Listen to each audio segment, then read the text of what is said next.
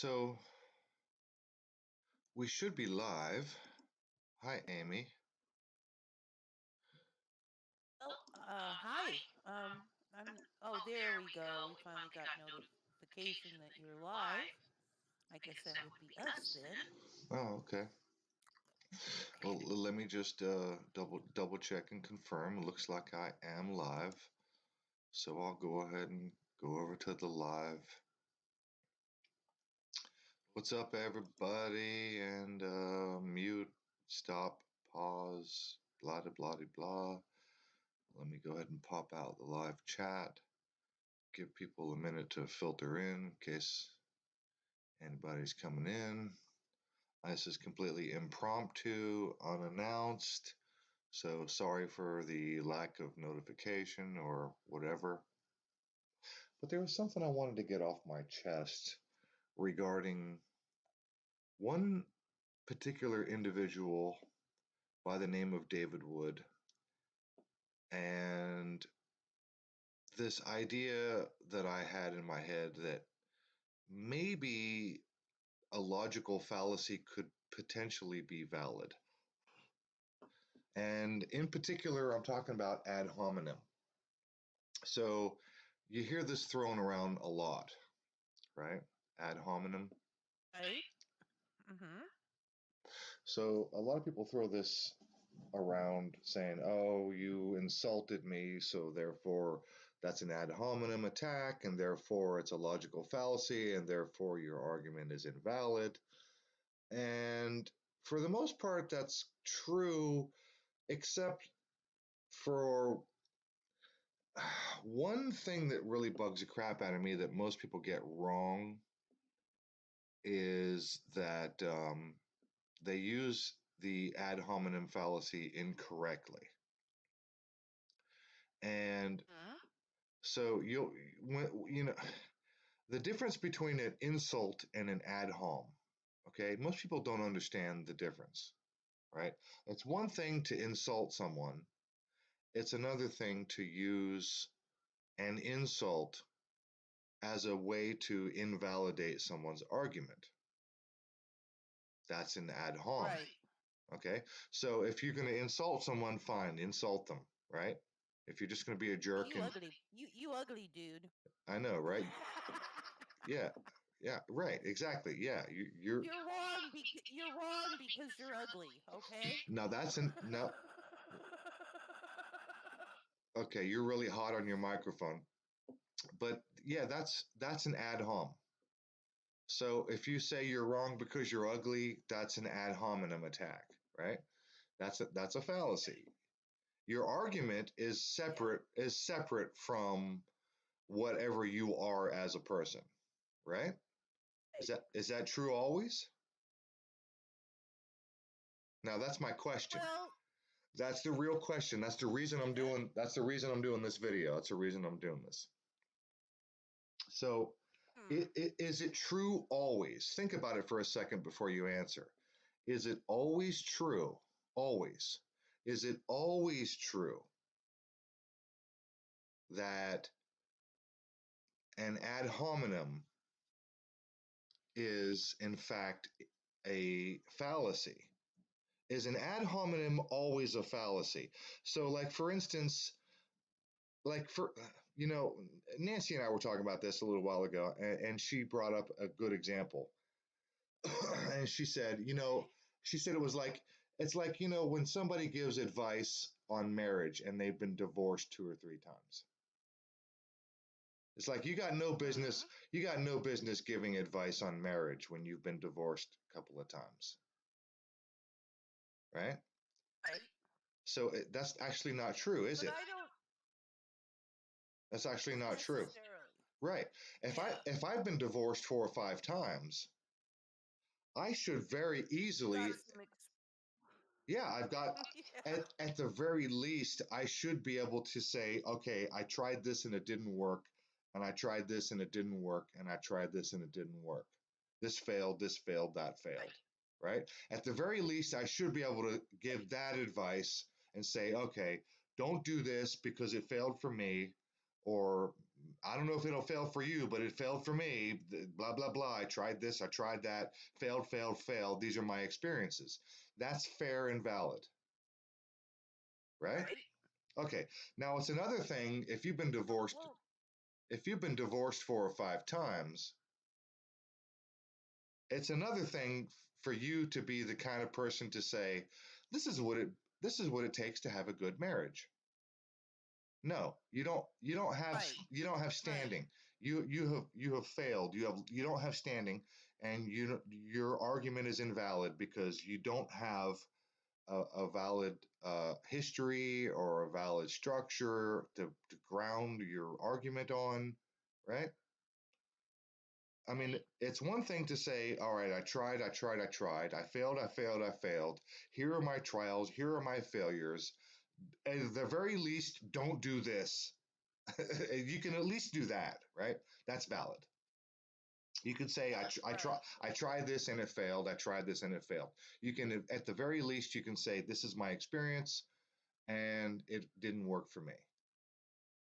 You're at least valid Well, saying that. here's my thought. Here's my thought on ad hominem. Okay, if there is some validity, like, you can't give advice on a good relationship, you've been divorced 5 times. That isn't really an ad hominem, that's more of an observation. But Okay. if you're saying something that does not follow, in other words, uh, you know, you can't say anything on this because your pants are purple. you know, I mean, that's an ad hominem in essence. That's the way I see it. Okay, so it's valid if you've been divorced a couple of times, it's at least valid. You are valid in at least describing your experience and saying, okay, I tried this and it didn't work. I tried this and it didn't work. You're at least, Right. but you're not And necessarily valid in giving other people advice on how to have a good relationship, right? Because you've shown yourself to have nothing but bad relationships. So you are not in good standing to give advice on how to have a good relationship, right? right, Okay. All right. exactly. So, So let me get to the crux of the argument. okay. And we are free with us. Hey, buddy. Check this out. You and I are pretty fairly adept and uh, comprehending the psychopathic nature of a group of people, right, in this world. We understand psychopaths, right? Yes. Okay. Yes. At least for our part, we understand as best we can. We understand psychopaths. All right. So, um, you know me, Amy. I'm an atheist, and I spend a fair amount of time um, listening to um, debates and channels, YouTube channels that are atheist based channels, and they rebut arguments all the time for these Yep. apologists, and you know me, right? So, one of Yep. one of the things that comes up all the time in theological discussions and debates is morality.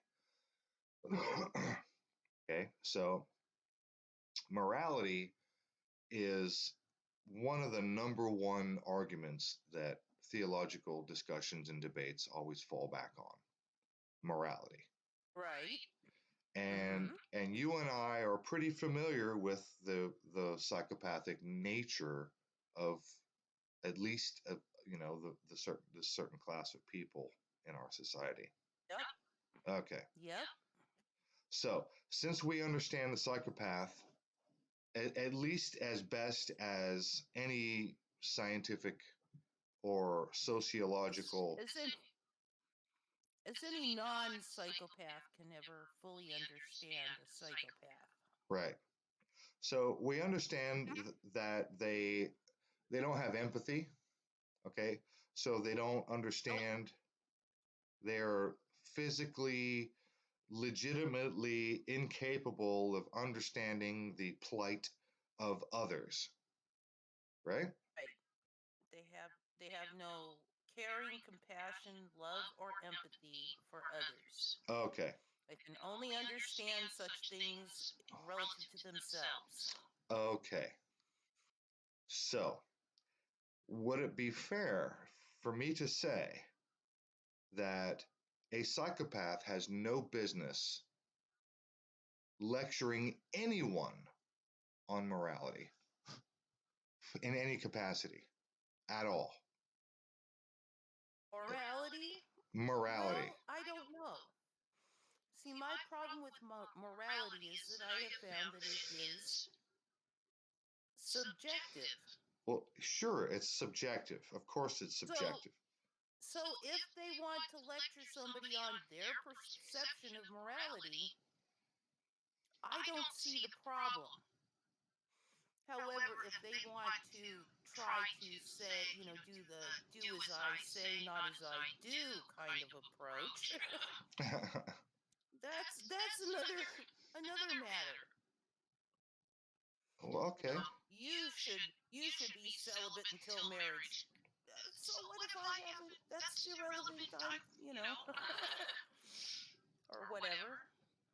So, somebody who has been clinically diagnosed, legitimately diagnosed, admitted, Mm-hmm. admittedly diagnosed, someone who admits that they have been actually diagnosed as being a psychopath, should they have Right? any standing? Should anything that they say have any validity? Hey, Crystal Shaman.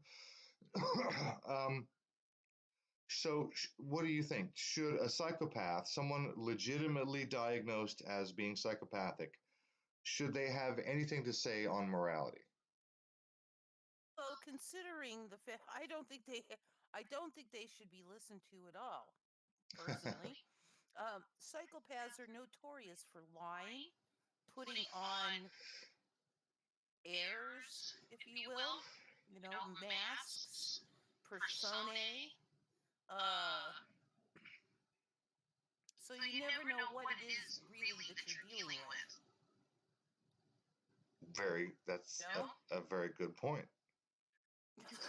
So, you know, when they say anything, if you know that they are a psychopath, I would take everything with large quantities of salt.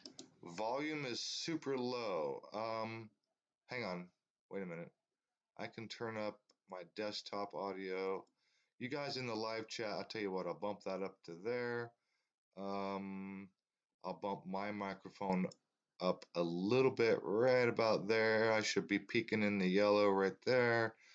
You guys let me know in the live chat. Amy, say hello, say something. Go ahead, Amy. Hello, something. Oh, okay, that's pretty loud. I've got my mouth full of my last bite of dinner. I'm gonna back you off a little bit there. All right, let me check. Um, where was all right, is that my volume is good? You're not on a desktop. Charles, is that volume improved for you at all? Hopefully, it's improved.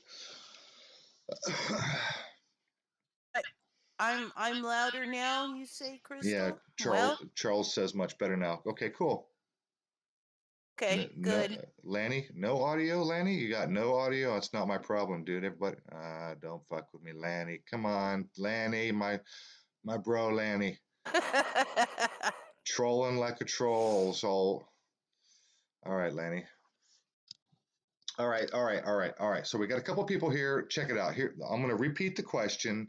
The question is, should someone who is a diagnosed psychopath have anything to say about morality? And I've got some examples. I'm gonna play a little video here in a moment. And this character is known as David Wood. He's a religious apologist, and he's somebody who's been across my radar a couple of times this week. And the guy is a legitimate psychopath. He's an admitted psychopath. He's an acknowledged psychopath. He's a diagnosed psychopath. He spent time in prison because he tried to murder his father with a fucking hammer. And the only reason he's out of prison is because his father survived and didn't die. And now he's out here Wow. on the YouTubes as a religious apologist trying Ooh, to trying to lecture people about fucking morality. Okay? So this guy David Wood is getting under my skin, and that's why I'm out here right now. That's why I'm making this video. That's why we're doing this. That's why the question: when is a logical fallacy valid? Because if I call here's the crux. Here's the real question: when is a logical fallacy valid? Because I'm talking about ad hominem, right? If I attack a person rather than attack their argument, that's ad hominem. If I insult someone and I use the insult to invalidate their argument, that's ad hominem, right? right. Now, if the person is in fact a diagnosed and admitted psychopath who in fact did spend time in prison for trying to murder their father with a fucking hammer, and he is a legitimate psychopath, and then he's out here on YouTube as a religious apologist trying to argue for any sort of fucking morality. And then someone like me comes along and says, no, I'm sorry, you're a fucking psychopath. You got no business talking about morality. Is that an ad hominem? Or I think not. is it a legitimate? Is it a legitimate? It's a legitimate point. Is there a such It's thing? just Is there such a thing as a legitimate ad hominem? So if I was to call David Wood a fucking psychopath and he's got no business, he's lecturing people about morality, and I say you're a psychopath, you got no business talking about morality, that on the surface looks like an ad hominem, but he is in fact a psychopath. So it's a true statement. It's not really, although it yeah, but is. the You know what I the mean? thing We're getting is into it some really sticky shit here. did he make an argument to counter, Oh, or was he just saying you should be moral, sort of thing? I know, Lanny. I'm gonna get to that. I'm gonna get to. Oh my God, I saw that, Lanny. I saw that. Max I e- didn't see it. Max Egan went flat Earth. He went full blown flat Earth today. Oh Yeah. God. Oh yeah. Max Egan. He posted a Uh, video today, and he just took a shit. that's what somebody made a comment on Discord, one of the channels I'm on there. Servers, I guess they're called. Um, saying Max Egan has come out, and I thought maybe they meant that he came out saying he was gay. I didn't know. Now I know what he came out with. Yeah, Max Oh, Egan came jeez. out. Suddenly, I can't take that guy serious worth a damn. Yeah, well. Not that I was taking him highly seriously to begin with. He had a few good points here and there, but flat Earth. Oh God. Oh my, yeah. He had a few good points over the years. Over the many years, I might have a couple of good points. Yeah, Max Egan has gone off the rails. He's lost his fucking mind. No, I was thinking about your statement about not being in a position to make proclamations, I guess, of if you're a psychopath on morality, and I guess if you approach it like, rather than say, well, you're a psychopath, you've got nothing to say about about morality. Well, I'm glad you're here If with it me, Amy, because I know you, and I know that you know about psychopaths. Okay, I know Yeah, I know that you know about psychopaths. So dweeb it. so is it fair? Here's a good question. Is it fair? Um, is it fair to label someone a psychopath and use that to invalidate their argument on morality? Because that would be considered ad Well, hominem, it right? I would question what is the argument. Number one, I'd need to know that All right, that's a good point. because in order to evaluate what's going on, no, I'd need the whole picture. Sometimes I think it would be a valid move, and other times perhaps not, depending on what was going down in the discussion. So, in order for it to be an ad hominem, let me just show you this. I should be sharing. Let me know if you have my screen. Are you on my channel? Let me know that, I'm on your channel. and my screen is showing. Yes. So here's an ad hom. Seeing your screen, yes. So here's an ad hom fallacy: abusive or circumstantial. The fallacy of attacking the character or circumstances of an individual who is advancing a statement or an argument instead of seeking to disprove the truth of the statement or the soundness of the argument.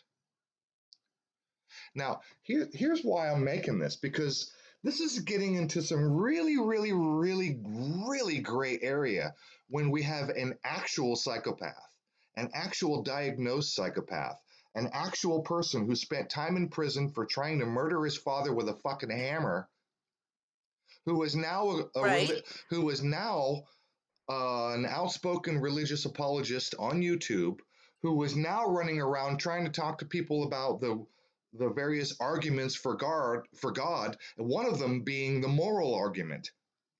What does a psychopath have to offer, and Well, here's anything at here's my all? question. Is he making an argument, or is he telling people what they should do? Well, I'll tell you what. That's a good question, and I won't speak for the man. What I will do is I will play a little clip from. Uh, Actually, I've got a couple of clips from this guy. Here he is here. Um, this is David Wood. Hopefully, you can see my screen right now. Um, this is a Yeah. this is a debate that he did with Eric Murphy. Eric Murphy is the host of the show Talk Heathen, and Eric Murphy. I think this is his Eric Murphy's first public debate. The guy in the purple. This is David Wood, and I'm going to go ahead and play this for a minute or two and just listen to this. It's only about a minute or two worth of dialogue. Listen to what this man has to say. This is in his own words, and you let me know if you can hear. Hopefully, you can. You're on Discord, right? And anyway, I'll check the chat, and you guys let me know if the audio is coming through. But I'm going to play it. Here we go. 3, 2, 1. Playing it now. Listen. But today, again, we see atheists all over the place. All right, pleasantries complete. Transition to topic. Is it rational to accept Christian theism? Can you hear? Yes, it is. In debates, we normally give reasons for our positions, and the opposition raises objections. Here in my opening statement, we'll get to I'll do the best I can with All right. I can hear. You guys can at least hear it. Slow, but All I good. can hear. Okay. Yes. All right. Cool. Cool. You can hear it. All right. I'll go back. Here we go. I think it was that one. his questions in the rebuttal period.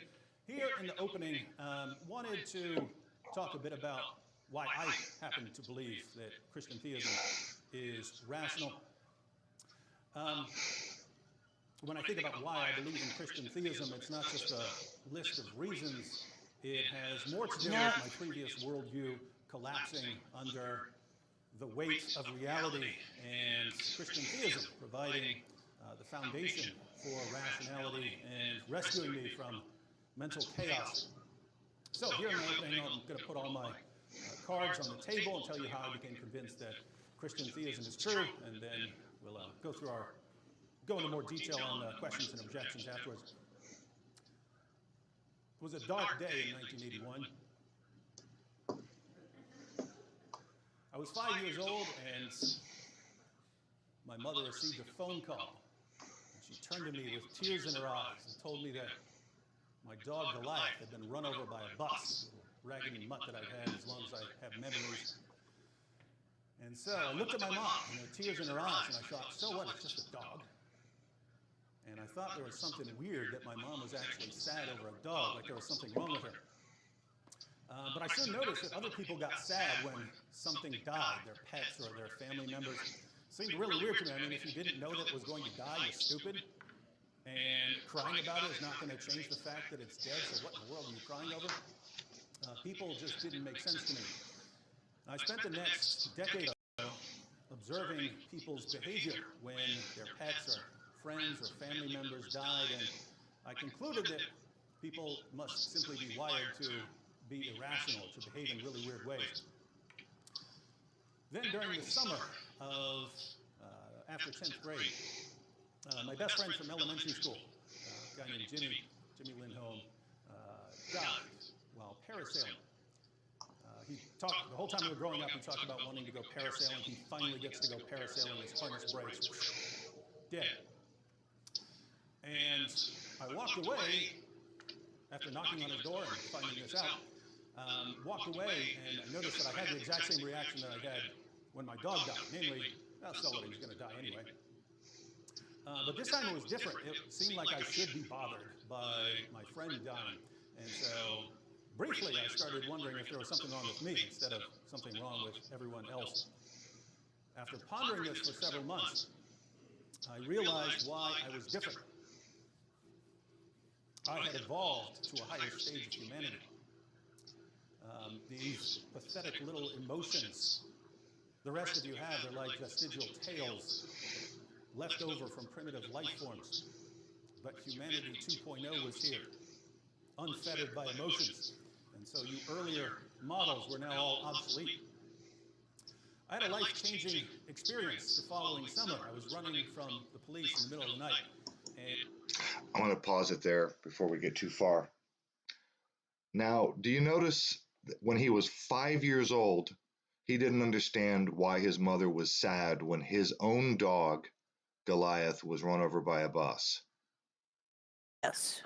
And then later on, Yes. his best friend died in a parasailing accident. And he noticed in himself the same emotion. He said, so fucking what? Everyone's going to die. What's the fucking problem? Yep. And then, I heard that. did you also notice his delusion of grandeur? Did you notice that? Yes, I surely did. I have evolved Yes, I above did. and beyond all of the rest of you humanity. All of you who have these emotional attachments, like vestigial tales, he says. Yes. I have evolved above and beyond you. I'm better than you because you have Well, emotional attachments. It's very typical for psychopaths to go that direction. Yes. Okay. So I'll let him go ahead and finish. And now he's just describing the tale where he's running from the police. I'll back this up a few seconds. Pathetic little emotions the rest of you have, they're like vestigial tales. Okay, remember, I'm listening to this with a delay. Forms. But humanity 2.0 was here, unfettered by emotions. And so you earlier models were now all obsolete.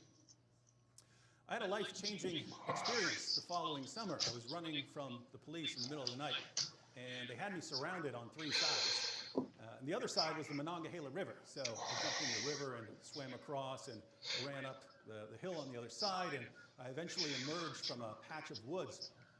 And in front of me was this beautiful garden. And out of habit, I started to walk around the garden, but I paused to philosophize. I started thinking to myself, wait a minute, I don't care about the people in that house, let alone their vegetables. Why am I being so courteous by walking around their garden? I was being courteous because I'd been brainwashed into acting that way by society. Brainwashed into being courteous. Interesting way to look at it. I'll continue. Yes. And so as I stomped my way through that garden, I got this incredible rush of freedom. Like I'd been on a leash my entire life. I've been breaking the law for years, but I realized that my behavior was still being manipulated the entire time by all these little rules that we absorbed the entire time we're growing up. So I got this rush of freedom, and if you really want to break out of that, if you really want to break out of that brainwashed state that you're in, it seems to me that you kind of have to do the opposite of what you've been told. Aristotle said if you've got a stick bent too far in one direction, you want to straighten it, what do you have to do? You bend it in the other direction, nice and far. So I decided to do the opposites of what I'd been taught, to cleanse myself of all this contamination, and that became the central goal of my life. Long story short, I ultimately ended up in a mental hospital for bashing my dad's head in with a hammer. Do you hear that? Long story short, he wound up in a mental hospital for bashing his dad's head in with a hammer. I'll play that again. Do the opposite of what you've been told. Aristotle said if you've got a stick bent too far in one direction, you want to straighten it, what do you have to do? You bend it in the other direction, nice and far. So decided to do the opposites of what I'd been taught, to cleanse myself of all this contamination, and that became the central goal of my life. Long story short, I ultimately ended up in a mental hospital for bashing my dad's head in with a hammer. Police later took me out of the mental hospital and put me in jail. I moved around in the jail for a while and then got sent to another mental hospital, then back in jail. In one block in the jail that I was in, I met a Christian named Randy. All right, this is where he goes into where he met his Christian inmate friend, Randy. So now that we've established that the guy is a full-on psychopath, and by the way, if you watch this debate that I'm showing here, the one that I just played, if you watch it all the way through, he admits openly that he is in fact diagnosed to be a psychopath. He just admitted that he was in a mental institution for bashing his father's head in with a hammer. In this debate and other, you can go to this guy's YouTube channel. He describes in equal or more detail where he describes the before and after thoughts, where he premeditatedly tried to murder his father with a hammer. And all the thoughts that he describes all the thoughts that he went through with why shouldn't I? Why should I? Why shouldn't I? He goes through his whole mental process and ultimately goes through with it. He tries to murder his father with a hammer. And the only reason this man is out of prison at the moment, right now, the only reason he's not still in prison is because his father survived. So it wasn't murder, it was attempted murder. Right, so they only held him for a few years and then let him go. Yes. He admits this particular debate that I'm showing you, he admits openly. I forget where it is. It's somewhere in here. I don't want to bore you by going through the whole fucking thing. I didn't bother searching, but it's in this debate, and I'm showing it, and anybody who wants to verify, you can watch this debate. He verifies with his own words that he is, in fact, certified as a psychopath. He's been clinically diagnosed and as a full-on psychopath. Now, he just described a minute ago. Go ahead. I was going to say, I would have diagnosed him as that as soon as I heard about his response to the puppy. Exactly. It's like, children do not behave that way unless they're psychopaths. The end. That's where I was They'd be going. busted up. That's where I was going. Yeah, exactly. That was my first thought when I watched this debate, because I'm a fan of Eric Murphy, and it was his first public debate. So when I saw this debate, I didn't know who this guy David Wood was. And when I listened to the man speak, I was like, holy fuck, this guy's a psychopath. And he's describing his childhood and the dog Goliath, and he's like, why is mom crying? Who cares? Dog's gonna die. And I'm like, these are the words of a psychopath. And then later on in this debate, he literally says with his own words that he was diagnosed psychopath in the mental hospital. Why don't you copy that link up there and drop it in the chat?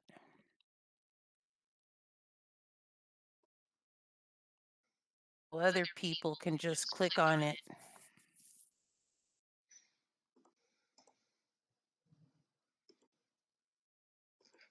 There's a link in the side chat right now if anybody wants to check out the full debate. But so there it is. Okay. All right. So now check this out. I'm also a fan of Apologia. Now, Apologia is a really good channel. I love this guy. This guy's amazing. And he basically does commentary. He's an atheist, and he does response videos to apologists. So here's this guy, David Wood, and this other character called Inspiring Philosophy on YouTube, who is another Christian apologist. And they're in conversation. And Apologia here on my screen right now, they're talking about Bible morality, blah, blah, blah. And I'll let this play for a moment, only about a minute or two. Listen to this. Apologia doesn't even know. Paul doesn't even know. At this point, he doesn't know that David Wood is a legitimate psychopath. Listen to what David Wood has to say, because here's what's happening. Apologia is responding to David and this other guy, Inspiring Philosophy, and they are responding to a previous Apologia video. Okay. So Paul is responding to them, responding to him. Okay, it's like an Inception thing. All right. So when I play this, these guys are going to talk, and when they're talking, they're responding to an old Paul video, and then Paul is going to cut in and respond to them, responding to him, and hopefully everybody is up to speed. So here we go. 3, 2, 1, go. Hearts are in their conscience, but would not be part of maximizing well-being. Now, the first critique the pair made was in regard to a definition of morality I put on screen. For my Christian viewers, this was by far the biggest complaint about my video. So much so that many stopped right here and never actually even got to the challenge. Would that be your definition of morality? No, and to be fair, I did talk to him Sunday about it, and he said he wasn't really nailed down to this definition. I was attempting to define it as vaguely as possible, in order to include as many takes on morality as possible. And obviously, I did so poorly. As I clarified on Twitter, I welcome the viewer to bring literally any definition of morality they wish when providing an answer. To be fair, he said, he wasn't nailed to this. It's just it wasn't part of his main argument. By far the best way to do this would have been to include no definition at all, a tact I had properly used for the remainder of the challenge. But as we'll see, I was equally critiqued for lack of specificity on those. But on this definition, all David and Michael said about it was very fair, and if I had to do it all over again, I'd not include this, nor any definition of morality with the challenge. It did far more harm than good in communicating effectively. That probably has to do with why you said he's pretty cool atheist, right? If he's willing to say, okay, well, I'm not... I might have to rethink that. So, okay, that's good. All right, so let's go here. Or maybe they're a psychopath whose moral evaluations exclude everyone but themselves. Hey, first of all, why does everyone have to diss psychopaths? If you're a Apologia fan who came over here for the first time... David's a psychopath. I was diagnosed as a psychopath when I was 18 years old. So sorry. Okay, there it is. Do I need to play that again? Let's just go ahead and do that. I got it. I'm going to go ahead and play it again for brevity. It did far more harm than good in communicating effectively. That probably has to do with why you said he's pretty cool atheist, right? If he's willing to say, okay, well, I'm not... Might have to rethink that. So, okay, that's good. All right, so let's go here. Or maybe they're a psychopath whose moral evaluations exclude everyone but themselves. Hey, first of all, why does everyone have to diss psychopaths? If you're a Apologia fan who came over here for the first time, David is psychopath. I was diagnosed as a psychopath when I was 18 years old. Sorry, David. I didn't actually know this about you, or suspect that you'd ever watched the video. All right, there it is. So David Wood is doing two things here. He's saying he's acknowledging and admitting that he is a diagnosed psychopath. He was diagnosed psychopath when he was 18. And now he's out here saying, hey, why is everyone dissing on psychopaths? Because you're a fucking psychopath. Maybe because you're an actual fucking psychopath. Maybe because you don't have empathy for other people or animals or other living things. You don't have the physical ability. There's something in your brain that prevents you from having empathy for the suffering of other living things. By definition, you're a psychopath, and therefore, in my opinion, you have no standing talking to anybody about morality in any capacity. I tend to agree that if you're a psychopath, you have no standing in discussing anything that involves human relationships. I don't know about morality, because psychopaths have their own morality. It tends to be the ends justify the means. So what do you think about, what do you think? It's funny. We Are Free just sarcastically said, hey, why you got to diss on psychopaths? What's wrong with you? It's exactly what he was saying. I mean, what do you think about this? What do you, I mean, it's like you broke my brain, David. You just broke my fucking brain.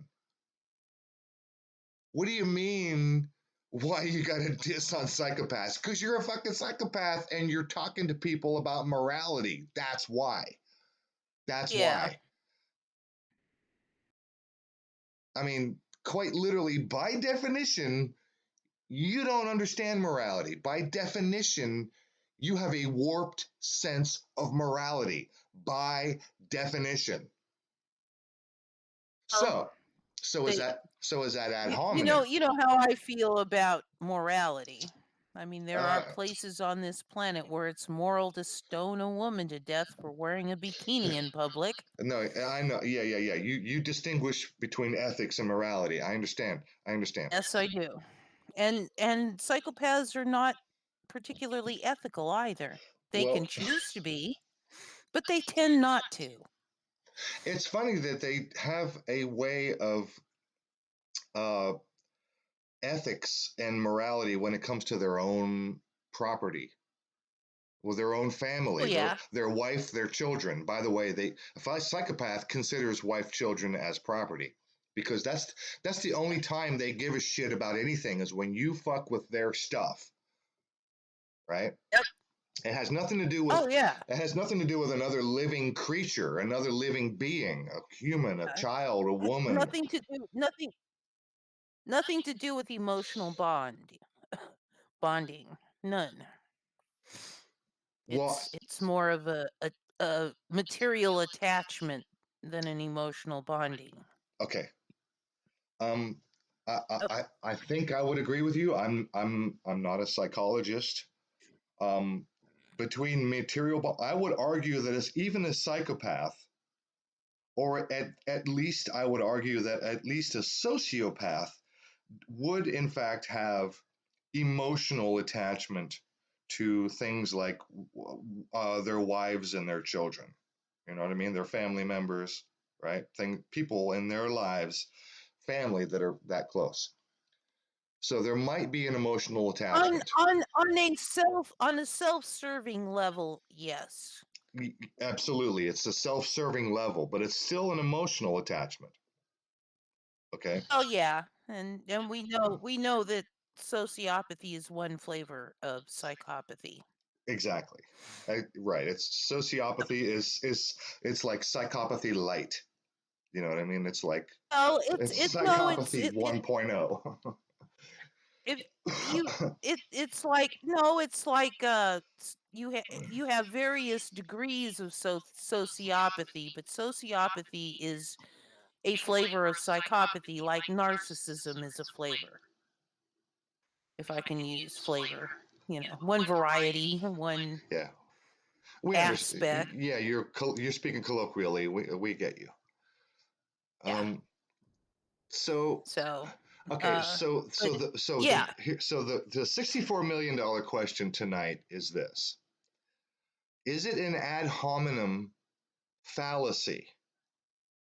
Am I committing a fallacy of ad hom if I was to say to David Wood that your argument is invalid because you're a fucking psychopath?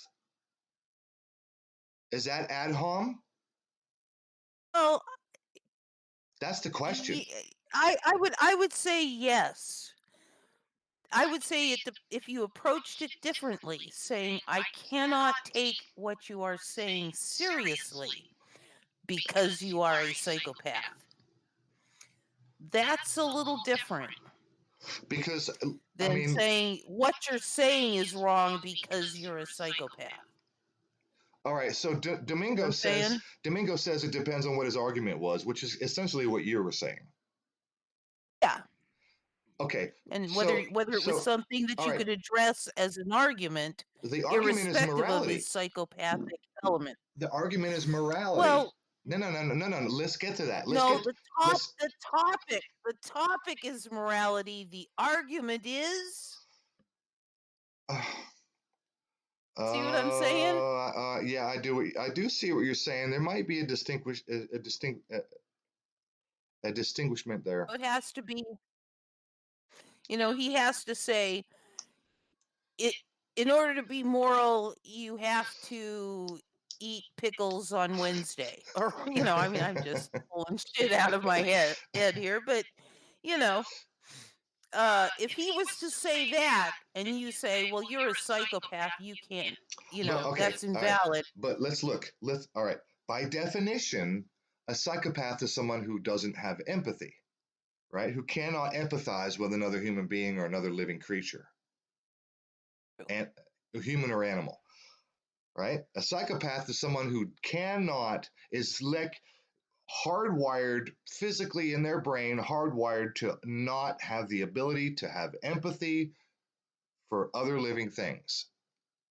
That's a psychopath. That's the definition. By definition, that's a psychopath, right? Shall I go ahead and Yes. pull that up on screen just for brevity? I mean, for clarity. Brevity. for clarity. Yeah. So okay, if that's the definition, I'm saying, if that's the definition of a yeah, psychopath, you could say that you have no standing in defining morality.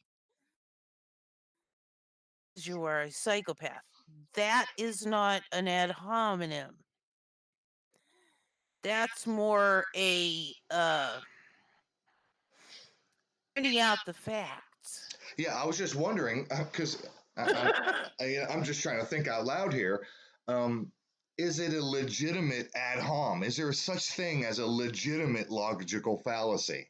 Right, like the ad hom fallacy. Right, when you attack someone, when you say you're a psychopath and therefore your argument is invalid, and it turns out they are in fact an actual psychopath, not only diagnosed, but they spent time in prison for trying to murder their father with a fucking hammer by their own admission, right? I'm not making shit up. I'm not. Yeah. This is a legitimate Aaron, psychopath. Rufus. All right. What? Rufus. Go ahead. What? Here's the thing. If you are not dealing with the content of what was stated, but rather questioning their standing to be delivering anything on that topic, it's like I could say, well, if you're a brain surgeon, you should do this, that, and the other thing. And you could say to me, you're not a brain surgeon. You have nothing to say on that matter. That's not an ad hominem. That's saying, hey, you don't have what it takes to be qualified to deliver what Sure. you are trying to deliver. Sure. And that's basically what you've got going here. You've got a psychopath, and by virtue of being a psychopath, there is no standing to be talking about morality. Okay, so that's kind of my point. If So you're it's not even a logical fallacy. It's not even an ad hominem. It's an observation being expressed. okay, so since it is, I agree with you. It is just an observation. It's an observation of fact. It's Yes. it's an observation of fact. So, on the other hand, it could very easily be seen as like an attack or an insult. You're a psychopath. You're fucking crazy. Like if I was to go on to Max Egan's channel right now under his new video where he proclaims flat Earth, and I was to say, Max, you're a fucking psychopath. You believe in the mud flood, which has been disproven, um, and now you think that the Earth is flat, which is fully falsified and disproven. You're fucking crazy. You're insane. Those are not just insults; those are ad hominems because I'm using the insult to discredit the argument. Right? So if I use an insult to discredit your argument, that's ad hominem. So if I was to say to David Wood, your argument towards morality is invalid because you're a psychopath. That's actually a point of fact. While it's also an insult. It's also an insult. You're a psychopath. No, it's not an insult if it is not an insult if it is a point of fact. An insult is something that is said with nothing to substantiate it. Good point. We are free says, should it be an unformal fallacy? That's a good point. Maybe an unformal fallacy. Informal or unformal. Unformal. I don't know. Yeah, Crystal. Informal, unformal. Exactly. Ed, Either way, I don't know. Maybe. That's what I'm trying to suss out. I'm just trying to But the thing is, I don't think it's a fallacy. That's where I get stuck. I think that it's. I don't think it's an element of logic per se, and I don't think it's a fallacy when you can say, "Look, you've been diagnosed as psychopath. You have admitted to being a psychopath. You have committed attempted murder as a psychopath. And as such, you have no standing in the moral arena." That's a good way to put it. I mean, absolutely, that's a good way to put it. As a psychopath, you are by definition someone who does not have what we would consider, I suppose, a standard definition by the norm, by the consideration of the normality of the rest of humanity. I don't know a better way to phrase that. Then you think you're human. What do you call it? Human version 2 or something? Oh yeah, he had some delusion of grandeur because he was like, yeah, I'm beyond you guys with your emotional attachments. He thought he was above and beyond everyone. So besides his morality, psychopathic nature, he also has some serious delusions of grandeur, or had. I don't know if he still holds those beliefs or whatever, but yeah. 2.0. Yeah, he was absolutely going at that angle where he was like, what's wrong with you people? You have all these emotional attachments. I'm free. I don't have that. What's wrong with you people? I'm better. I'm so much better than you. I forget how he phrased it. I forget I, exactly, but yeah. I played it earlier for anyone who wants to back up the video. It was 5 or 10 minutes ago. I played it. Yeah. But basically, he said that because I don't have these feelings, I'm of a higher breed. Yeah, he thought that he had evolved beyond, Yes. somehow was above and beyond Yeah. and better and whatever for not having the emotional attachments. Yep. So okay. I didn't really want to go all night on this, but I guess I kind of got my answer. I got a couple of good feedbacks from the chat. Um, I guess I'll close out with what Lanny brought up earlier. If you guys didn't know, or if you care, I don't know, completely off topic. Max Egan recently posted a damn video coming out as flat Earth. So basically, David Wood is a Vulcan. Yeah. Well, no, because a Vulcan has ethics. Yeah, that would be a compliment, Domingo. I would suggest he might take that as a compliment.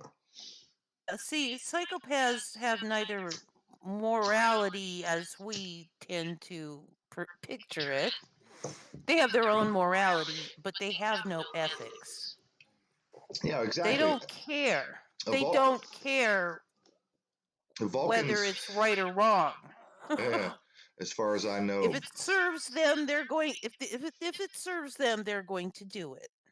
as far as I know, Vulcans The end. don't have a tendency to run around bashing people's brains out with a fucking hammer. Yes. So yeah, no. And they do they do grasp the idea, of the 3 laws of ethics. They don't initiate violence. They don't, and basically they don't break the 3. Actually, I'm calling them principles these days because somebody got weirded out about laws. They are principles, and I call them principles or laws. And I'm going to take this opportunity to deliver them again. Because, Vulcans will adhere to these. Do not willfully and without fully informed consent hurt or kill the flesh of another. Do not willfully and without fully informed consent take or damage anything that does not belong to you alone. And 3, do not willfully defraud another, which can only happen without fully informed consent. And Vulcans will stay within those lines. Psychopaths, not so much. Not so much.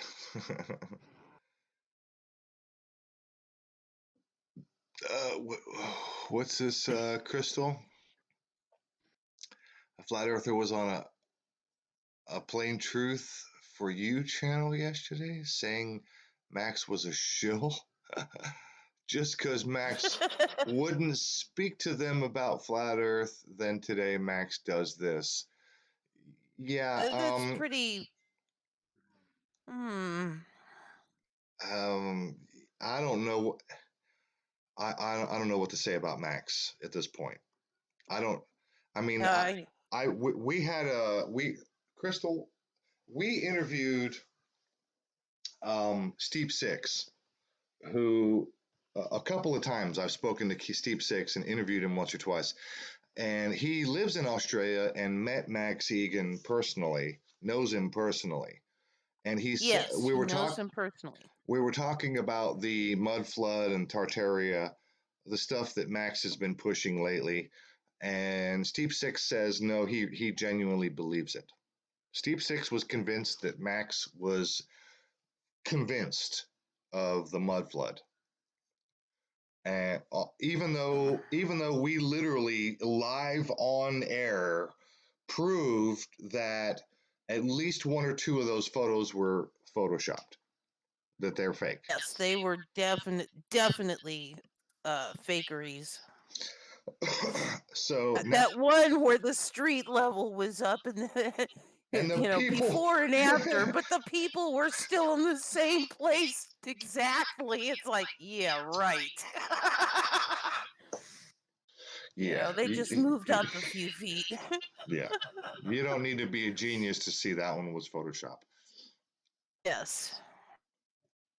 Okay, so now Max Egan. Oh, we got a couple new people. Hey, Gandalf and Larpy is in the house.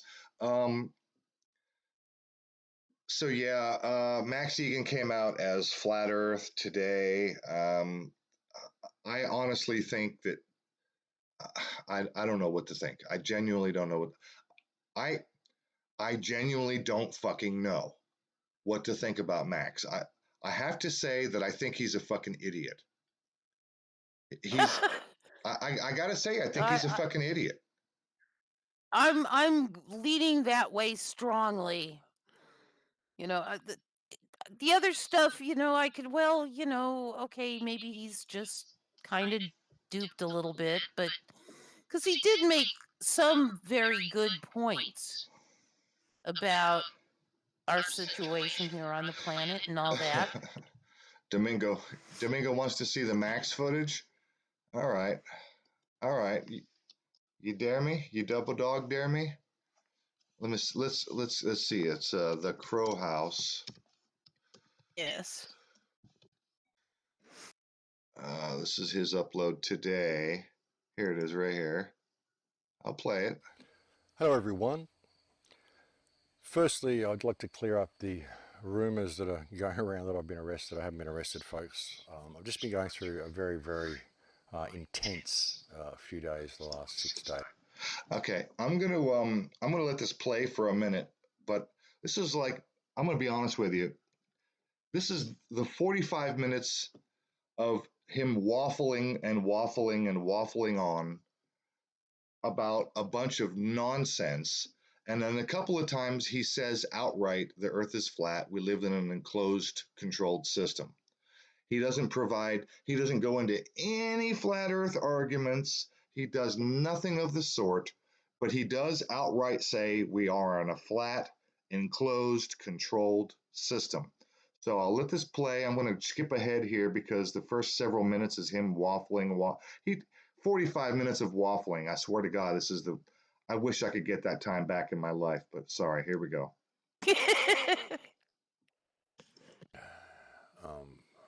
An important thing to remember as well is that through this, you know, like I said, a lot of people are going to be repelled by what I have to say. As Bill Hicks once said, you know, when you tell the truth, you piss everybody off. And I'm sure there's going to be a lot of pissed off people. But, you know, they've tricked us on so many levels. It's profound when you look at it. But I'm here to tell you how to get through the next level. And it is actually the next level. You're going to, yeah. But here we go, folks. This is the reality. And also, like I said, there's so many synchronicities, so many things I've done in my life that I didn't know I was going to do. Even my name, Max Egan. Why I chose that name. I mean, it was because my uncle Max died over the channel. I thought that was a good thing to honour his name, you know, because he was a young man, like 19 years old.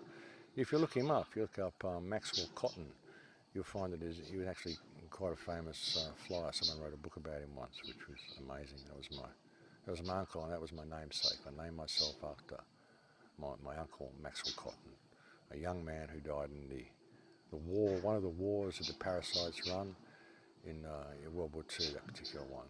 And also Egan is my son's middle name. And everything I've done, I have done for my son. So that's why I came up with Max Egan.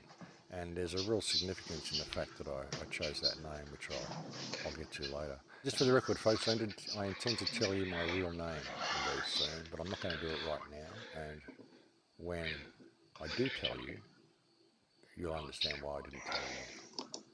Did he say it yet? I had to leave. I just went to the bathroom. Did he say? Not yet. He keeps maybe.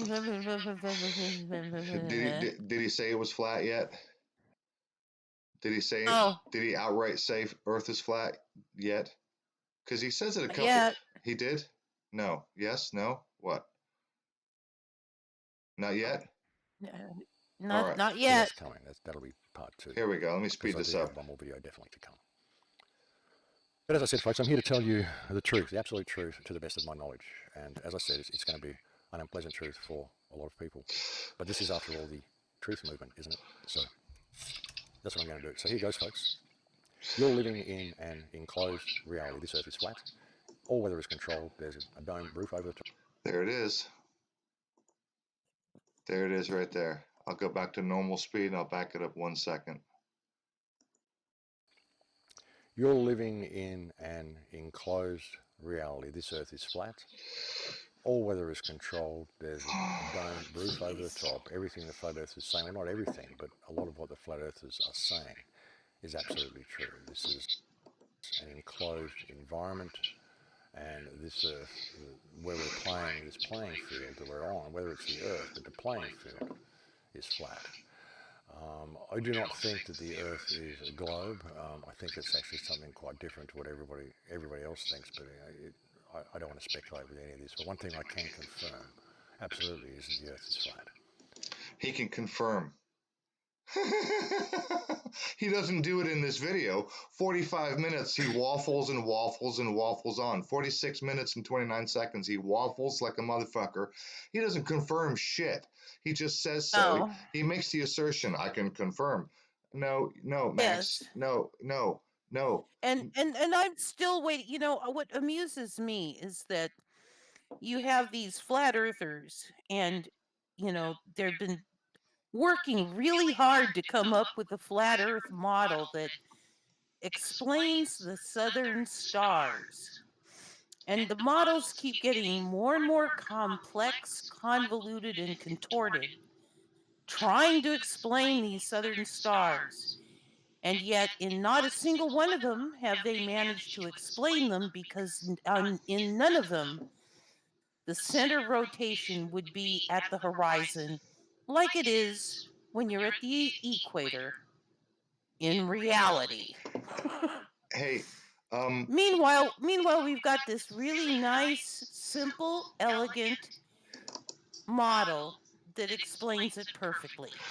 just in case Max Egan or any Max Egan fan ever gets wind of what I'm doing right here, right now, I would like somebody, for fuck's sake, please, for fuck's sake, before I shoot myself in the face with a cannon, explain to me how the Southern Star rotation, if you're in Australia and you look south and you see Southern Star rotation, and then you look in the complete, almost opposite direction in South Africa or South America, and you see Southern Star rotation, how the actual fuck does that work?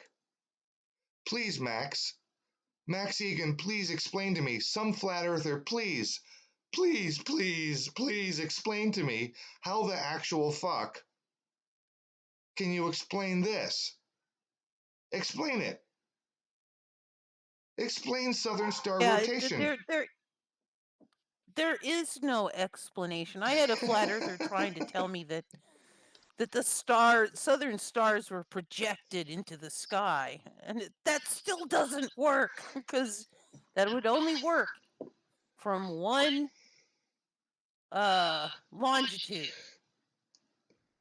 From one longitude, you would see them in the south, but it's the same problem here. Any other one, and you're not seeing them in the south. They're going to move left or right from south. Oh my God. Max Egan broke my brain today. Max Egan is now full on flat earth. And my brain broke. Even your dog's brain broke. Hey, Wheat Tree. I heard her.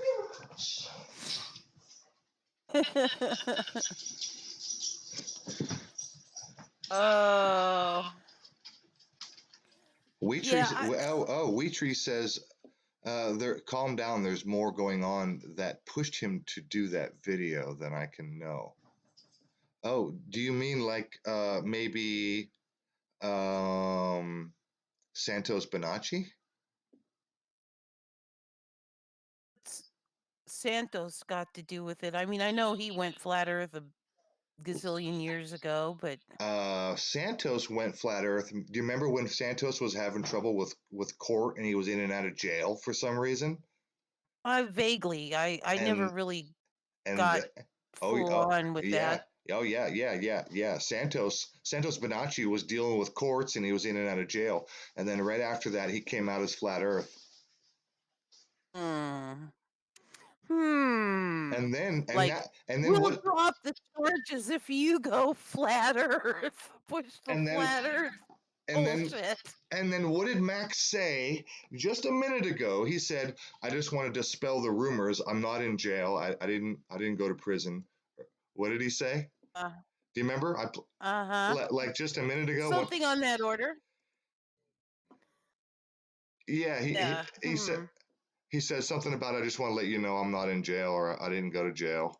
What did he say? Let me back this up. Confirm this information to be true I didn't because hear the exact. it's It's the only difficult thing for me that here because I have to. explains every aspect of my life, and it does. The experience I've had in the last couple of days, it explains every single thing that's happened to me in my whole life. It all makes sense now. It all makes sense now.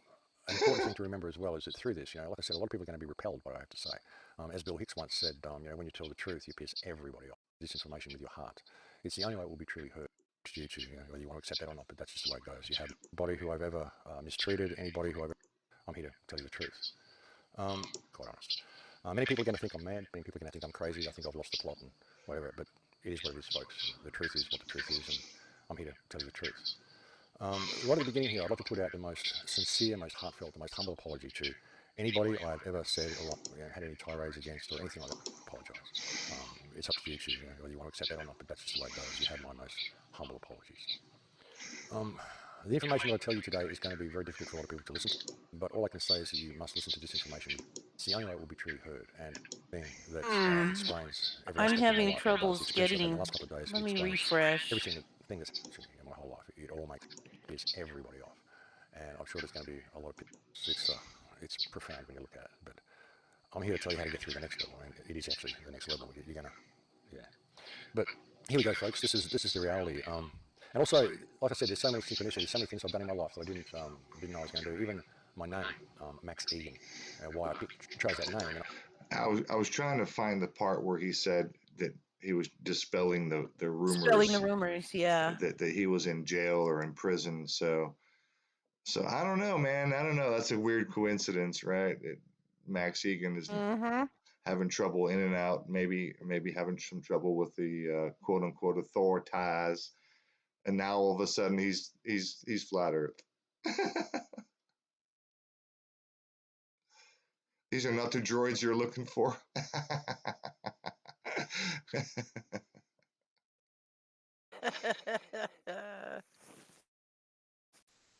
Roofied cat. I like that.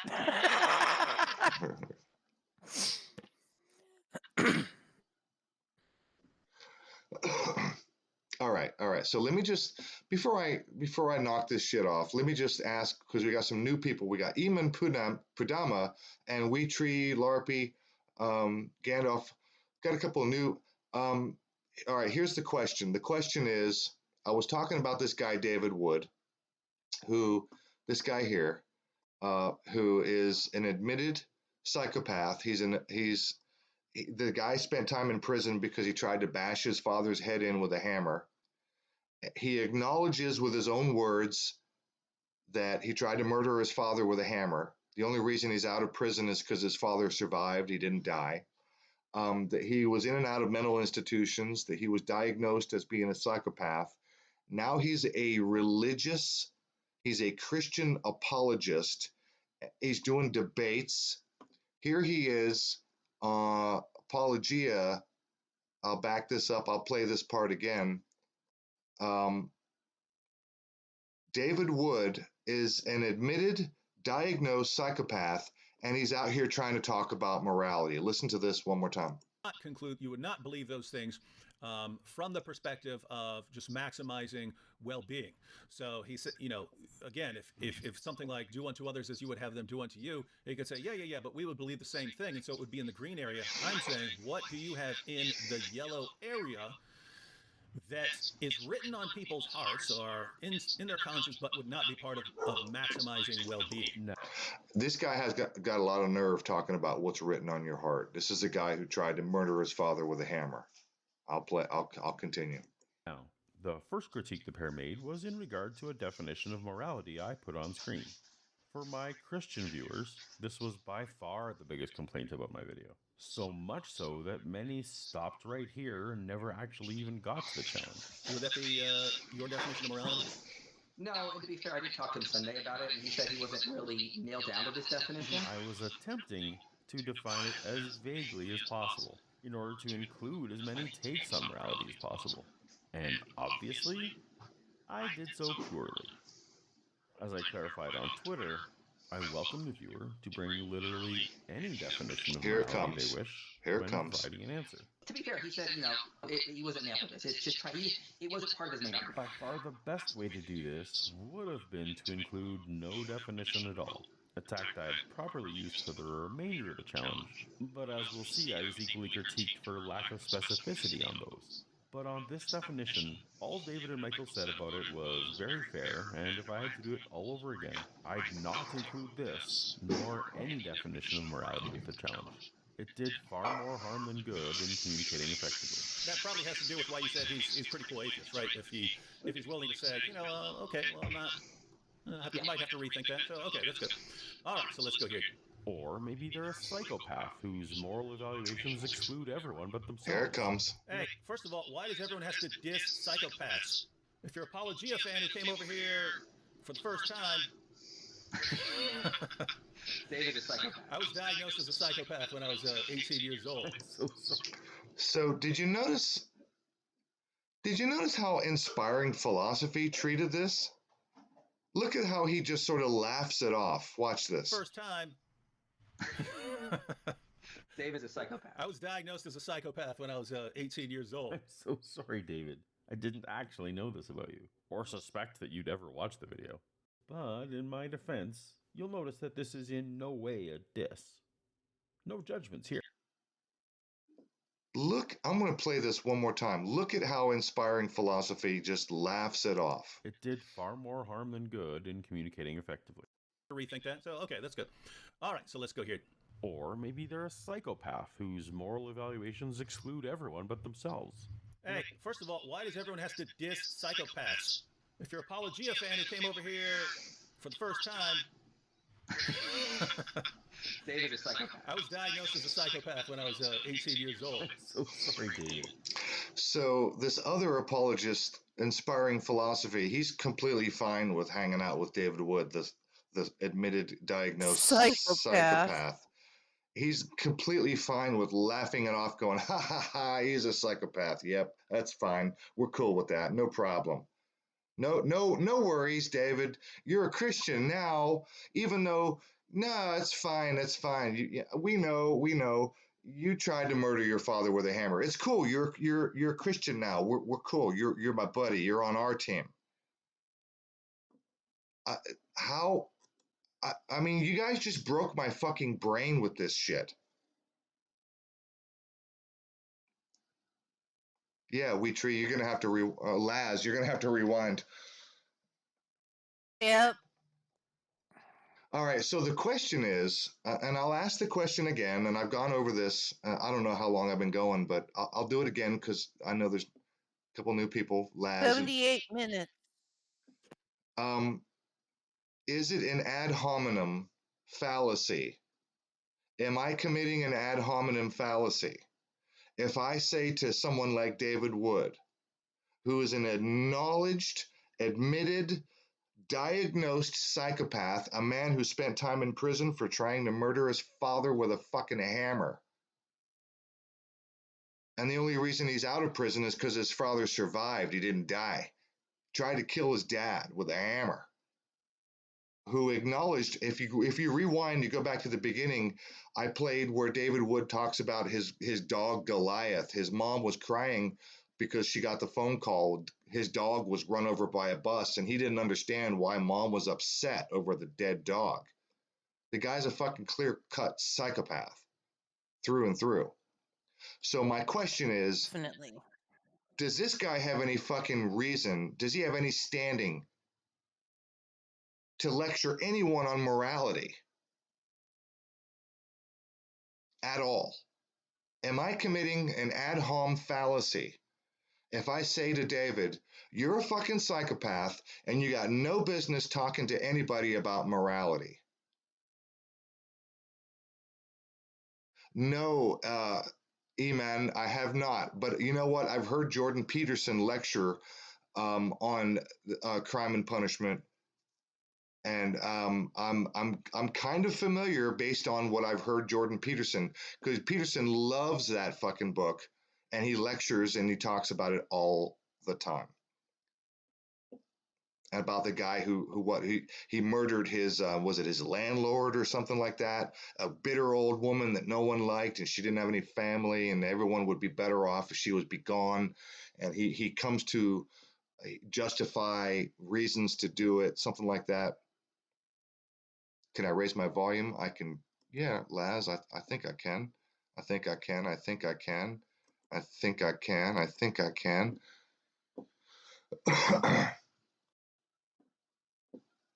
Maybe that's better. I haven't read Dostoevsky's Crime and Punishment, but I have heard Jordan Peterson talk about the main characters and what's going on with that.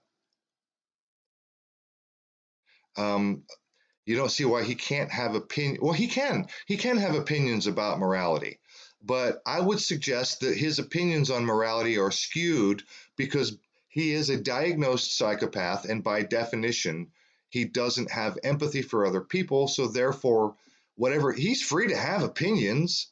I'm just suggesting that they're not valid, and I'm wondering if I'm committing an ad hom fallacy by claiming that he's a fallacy. Pawnbroker by bashing her head in with a hammer. A pawnbroker? I thought it was the landlord lady. No, I haven't read the book. I've heard Jordan Peterson talk about it numerous times. I'm kind of familiar with the overall morality of the story, that he found a way to justify it because she was a bitter old bitch and nobody would miss her and the world would be better if she was gone, and he found a way to justify it. That's my take on my familiarity with the story.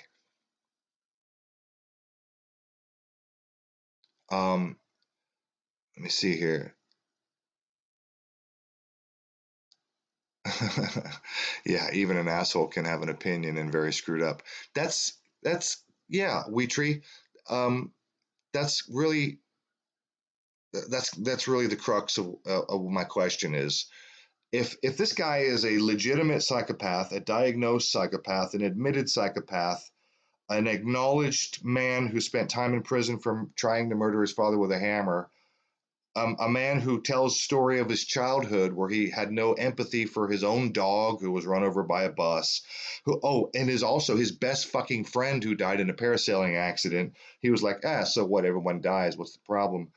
And he, by his own words, if you back up, I play that part. It's here in the video. So we have a man who is a diagnosed, admitted, self-proclaimed psychopath.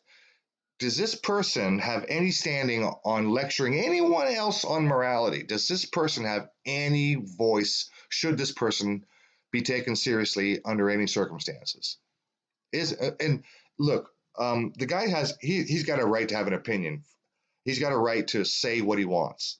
But am I committing a fallacy? That's my question. Am I committing an ad hom fallacy by calling him a psychopath and using that as a reason to discredit his argument on morality?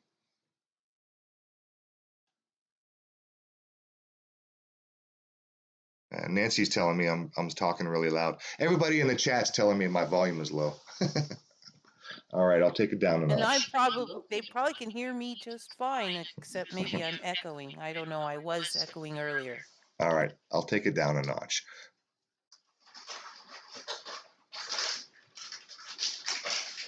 So, Eman and Laz and WeTree, some of the new people hanging out. You guys, you especially Eman, Eman Padama, I value your opinion very highly. We've had some long philosophical conversations. Am I committing the fallacy of ad hominem if I was to say to David Wood that his argument on morality, no matter what it is, literally no matter what his argument is, that it's invalid? His argument is invalid because he is in fact a psychopath. And it's not, I'm just not name calling. He's legitimately a psychopath. So if it's true that he's a psychopath, and by definition, that means that his view on morality is fucked up, then is it a fallacy for me to discredit his argument on morality by literally pointing out the fact that he's a fucking psychopath? I mean, is it a fallacy? Is it not a fallacy? Or is it a valid fallacy? That's why I've titled the video the way I did. A logical fallacy. When is it valid? Is it possible to have like a valid like? Is it valid? This is I know it's an oxymoron. A valid fallacy. That's an oxymoron. Again, I will say again that when you point out facts that invalidate what somebody is professing, as opposed to just giving opinions. Professing is like teaching. If you invalidate their lessons, facts with factual data, then it's not a fallacy at all. I'm having like a little bit of a conflict of definitions here, because by definition, a psychopath, he's got a skewed sense of morality. And then again, by definition, an ad hominem fallacy is when you attack someone and not the argument. So if I was to call David Wood a psychopath, that's an attack on him as a person. And yet it's actually valid because by definition, it shows that he, as a psychopath, has a fucked up view on morality. So it's like, I don't know, it's like this weird sticky gray area. I'm trying to figure this one out. You know what I mean? It's like, I see it both ways, and I'm trying to figure out, is it a legitimate ad hom? Is that an actual valid ad hom? But an ad hom is a fallacy, so that's an oxymoron. You can't have a valid fallacy.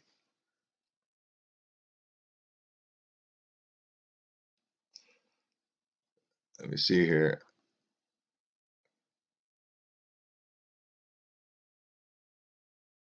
He says that he's reasoned himself to an understanding of morality. I don't know if that's possible, but I think it's conceivable. I agree. It's conceivable. I don't know if it's possible either. I agree completely with that statement. He says that he's reasoned himself to an understanding of morality. I agree. It's conceivable. It's possible, perhaps. Maybe. But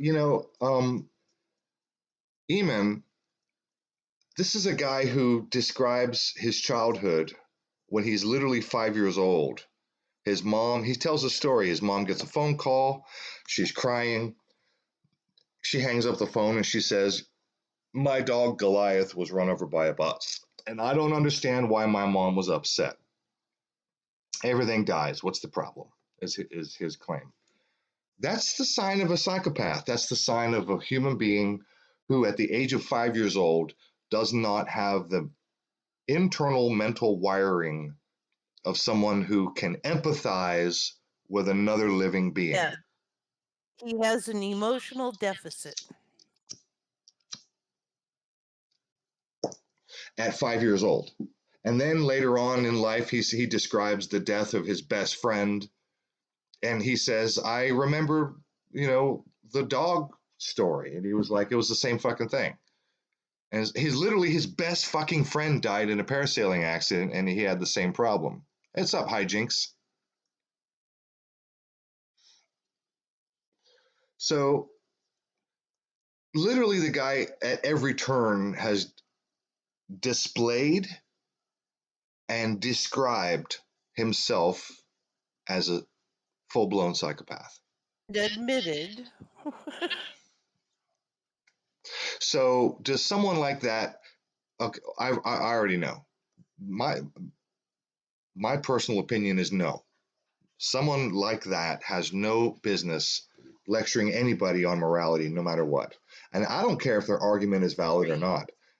They need to shut the fuck up and be ignored. But my question is, because I was thinking about the logical fallacy of ad hominem, because if I call someone a psychopath and use that to discredit their argument, that's an ad hominem attack, where you attack the person and you don't really go after the argument. But then again, when in the vein of a psychopath, by definition, it literally means that they don't have the ability to have empathy, and their sense of morality is fucked up. So therefore, it's not really an ad hom. That's not a logical fallacy to say, oh, well, you're a psychopath, therefore your argument is invalid. Even though I'm using psychopath, the brand psychopath, to disqualify his argument, even though I'm doing that, it's still not a logical fallacy. It's not an ad hom. I'm not attacking him. By calling him a psychopath, it's not a name calling. I mean, it's a factual thing. And by definition, he doesn't have the mental capacity to have a good moral grounding. He's got no business telling anybody about fucking morality. There's I don't know. I'm rambling. Yeah, you are. All right. I'm thinking that there's a few things I need to do, like get my tea for my flu made so I can breathe better and feel better. This flu is nasty. Everybody around here has it. Apparently, it's like even across the. I think they sprayed us with something. That's what I think, because all of a sudden, everybody everywhere is just coming. People in Florida are saying they've got it. That's not how diseases usually go. People in England are saying that they're having it too. But it would work that way if they sprayed us with something now, wouldn't it? Anyway. Eamon is apparently familiar with David Wood, and said that Eamon said, I've heard that his brother and mother both recently died of an overdose within about a week or so of each other.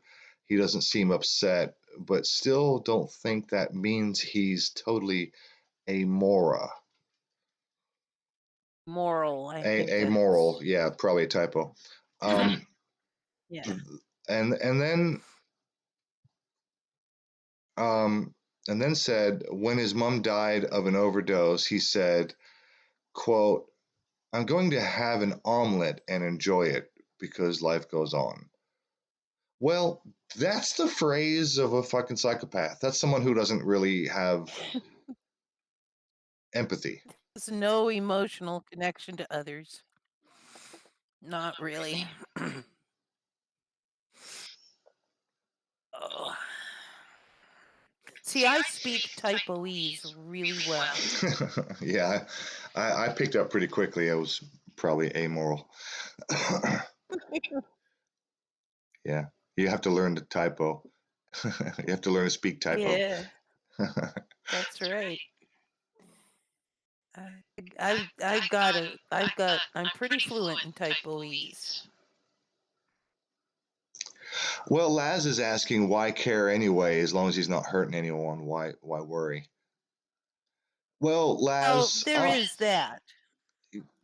I mean, look, as long as he hasn't hurt anyone, Laz, that's a loaded question because he did actually try to murder his father with a hammer. So there's that.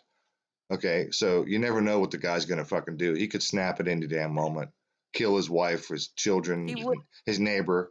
You never know. Yeah, come up with a moral reason to do it. Right. Put moral in quotes there. Right. Yeah. I have my reservations about people like that who anybody, I don't care if it's a doctor or if he's on meds or if himself claims that, hey, I'm better now. No, I have serious reservations. I don't know. I think it's kind of fishy that his brother and his mother both died of overdoses. Like, what is with about a week or so apart? What? What are the odds? I mean, it's pretty odd, all right, but you know, conceivably he might have been, and I'm not saying he was, but he might have been instrumental. Who knows? Yeah. He's admitted to trying to kill his father with a hammer, Laz. Yes. Yes, Laz. He legitimately spent time in prison for trying to murder his father with a hammer, and the only reason he's not in prison now is because his father survived, and so it wasn't actually murder, and so he got a lenient he was just an attempted murder charge. Yeah, and so they let him out in a few years instead of keeping him in for long periods of time. Yeah, Laz. It's for legitimate. Well, I'm not making any of this up. This is by his own words, by the way. Out of his own mouth. Yeah, he spent time in prison, and yeah. He's diagnosed a psychopath. Yep.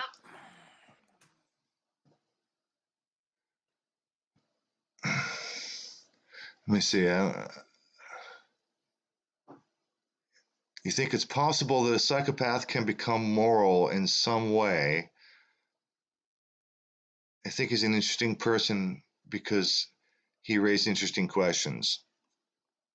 Oh, here's what I will say.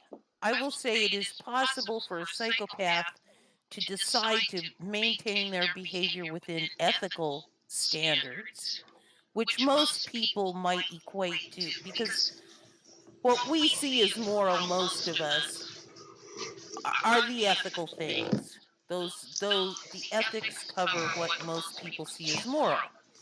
But like I said, there are places where things are considered moral that are not ethical.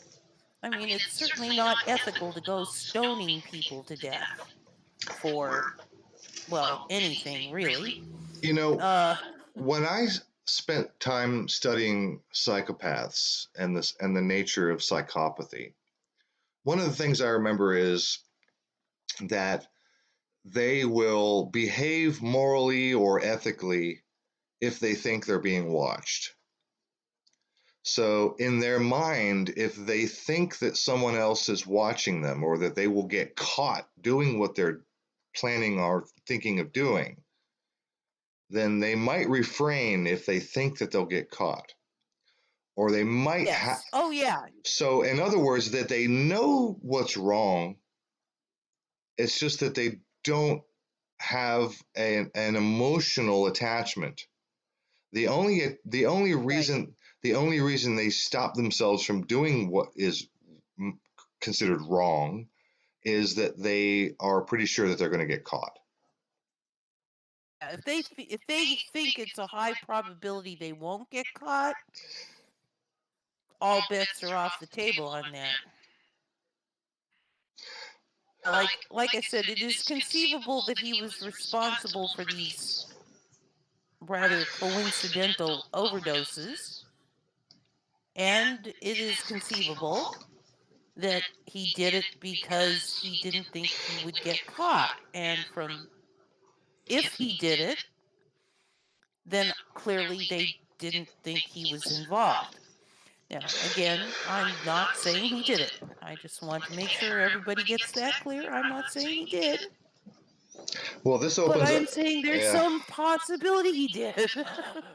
And this avenue opens up a gigantic can of worms when it comes to theology, because the idea that there's an unseen eye in the sky, this all-knowing father figure who sees everything and knows what you're doing, this idea that theology Sees puts you forward. when you're sleeping. He Hey, knows when you're awake. Oh, I'm sorry. Go ahead. hey, what's up, Patch? Um, so this idea that there's this all-seeing, father figure who is going to judge you in the end, and he knows even when no other human being is around, you're going to do the right thing or you're not going to do the right thing, and you better do it because someone's always watching. Big brother, it's the father figure, it's the eye in the sky, it's the Godhead who can see what you're up Yep. to all the time. So it's the ideology of being watched all the time, which is what religion does to some people who might have psychopathic tendencies.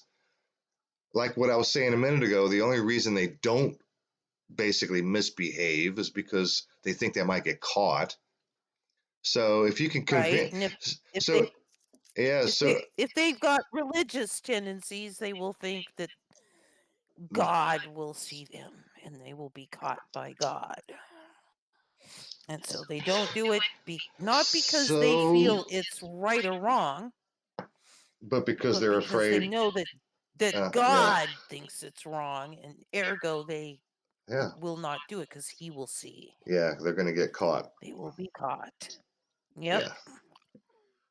So now I'm thinking, holy fuck, there might actually be a good reason for religion.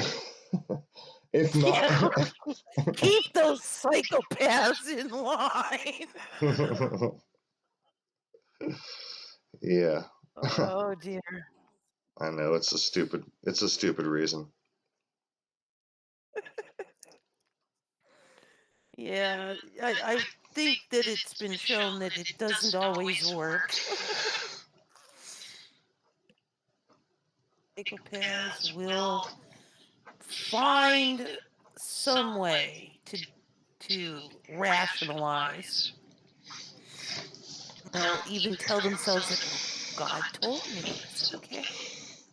I have to agree with you, Eamon, who says, but isn't it better if a psychopath can become moral despite their condition, because otherwise there's no hope for them.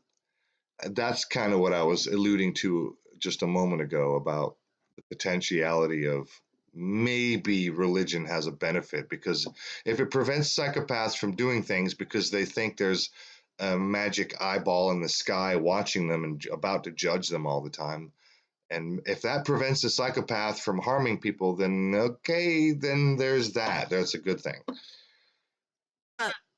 Eamon, I want to point out, you said you accept that a psychopath probably will always be a psychopath. If they are genetic psychopaths, that's a guarantee.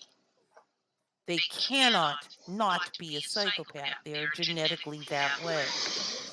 Now, in secondary psychopathy, albeit it tends not to be something that they will pull out of. I mean, it's really hard once they've gone there to get them back on track. But it is conceivable that they might actually revert or, come back to the bright side. Leave the dark side and come back to the anyway. Yeah, just for clarification. I really got to get my tea and stuff. Go get your tea. Make me feel better because it takes me quite a while because I have to boil it. All right. Prepare it and boil it, and all this other stuff, and then sit and breathe the fumes while it's boiling. And Well, go get your tea, and I'll ask the audience one more time, and then I'll close this out here in a minute. okay, can I just, before I leave, can I just mention? I think everybody should go see my video, The Snowflake Effect. I just put it up today, and it's not long. It's just 7 seconds past 5 minutes long. And I would love to hear some comments and thoughts about it. Okay. In down below. Anyway, yeah, I'm outie, guys. All right. Love you all. All right. Go feel better, sweetie. I'll talk to you later. Thank you. Thank you. All right. Have a good. All right. Good night. All right. Bye. All right, everybody. Last time, I'll ask this one more time. Am I committing an ad hom fallacy if I tell someone like David Wood that because he's a psychopath, that he has no business lecturing anybody on morality, no matter what his argument, good or bad? Even if he makes a good argument, I honestly don't fucking care. If he's a legitimately diagnosed, which appears that he is by his own admission, that if he makes it because look, the guy's a fucking religious apologist. He's a Christian apologist. And one of the arguments of apologetics is the moral argument. So someone like David Wood, if it's a referendum, I'm voting yes. You're voting yes, that I am committing a fallacy, an ad hom fallacy. Eamon, is that what I'm reading you correctly? So if I was to say, if David Wood, as a Christian apologist and admitted diagnosed psychopath, and by definition, a psychopath has a skewed sense of morality, does he have any business telling anybody else what morality is? I mean, it's almost like someone who's been divorced 4 or 5 times telling people how to have a good marriage. It's almost as silly as that. So you think I'm committing you think I am? You think it's an ad hom? You think it's a fallacy to call him a psychopath and use that to discredit his argument?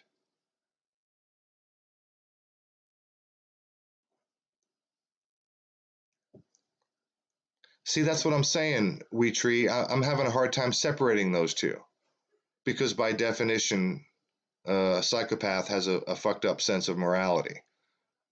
But, to attack someone personally rather than their argument, that's an ad hom. But if I call someone a psychopath, is it ad hominem if it's true, if he's actually a psychopath, which is a legitimate argument, because if you're a psychopath, then you got fucked up morality. You got no business talking about morality.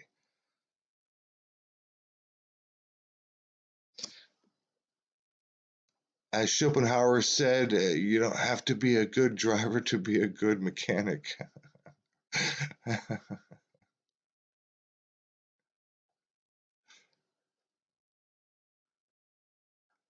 Don't know the guy. You two play roles. So, yeah, I know what you're saying, Laz. Yeah, some people play roles, and apologists are the worst. So take every apologist with at least 1 or 2 pinches of salt. Anyway, yeah, that was the whole reason I did this whole fucking thing. Is I'm just trying to suss out whether or not it's an ad hom fallacy to call a actual psychopath, to call him a psychopath, and use that to discredit his argument on morality. So I don't know. I would say no. I would say no, it's not a fallacy. In fact, that's why I titled the video, When is a Logical Fallacy Valid? And I know that that's kind of an oxymoron because you can't have a valid fallacy. That's kind of fucked up. But hey, what's up, Simon? Could he be LARPing? Well, he's a Christian apologist, so I would say, yeah, he's probably LARPing. But no, he's a legitimate psychopath. He literally spent time in prison for trying to murder his father with a hammer. That's actually a fact.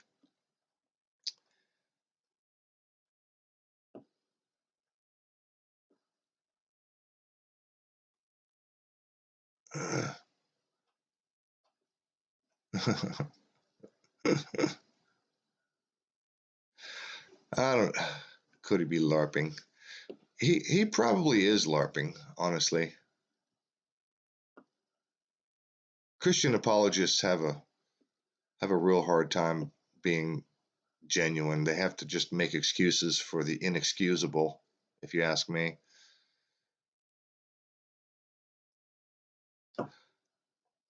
But thanks, you guys. I think we've run long enough, and I really just wanted to, and I know I'm gonna say it for the 10th fucking time.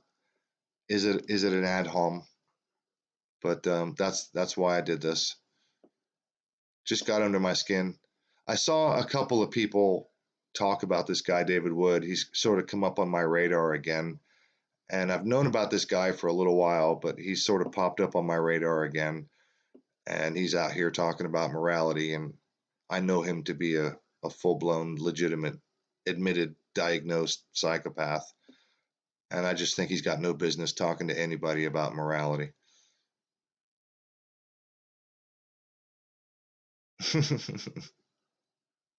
I know what you mean, Wee Tree. Oh, Wee Tree, by the way, Wee Tree, I gotta tell you, I would like to speak with you. Do you have my email? If you don't, I would like to connect with you. I would like to speak with you privately about your the other night, couple, I don't know what, 2, 3 weeks ago, when you were talking about Crystal Shaman when we were doing our dream stream. The things that you were saying in the chat were, you were spot on. You were, I would say, 99.9% accurate with everything that you said.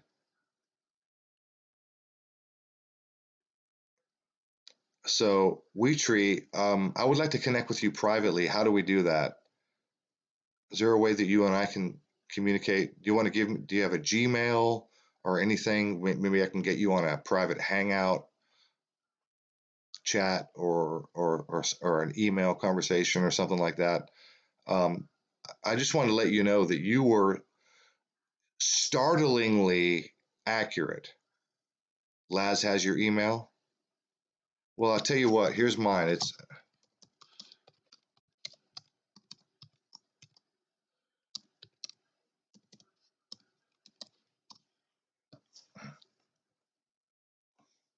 Weetree, send me an email, please. I'm just interested in letting you know how absolutely accurate and spot on you were the other night. You literally, my jaw hit the floor when Crystal and I reviewed what you had to say in the chat about her. Your assessment of, I mean, I don't even know how else to go. You just blew our minds, and I would like to know how or what the fuck. There's that. Pretty amazing.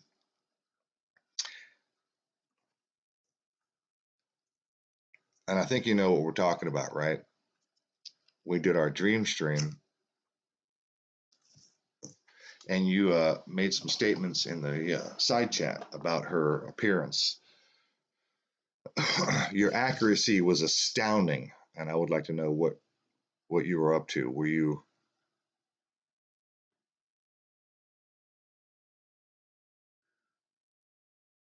I did send you an email about that. Yeah, email sent.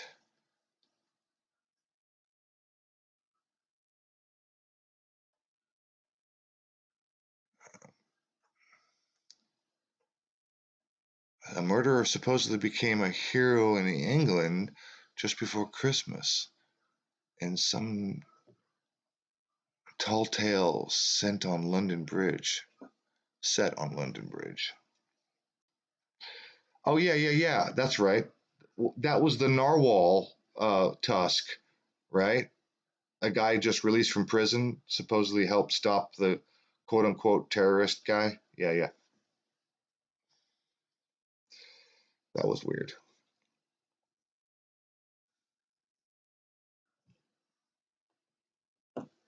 All right, you guys, I'm closing this out. You all have a good night, and I will see you soon.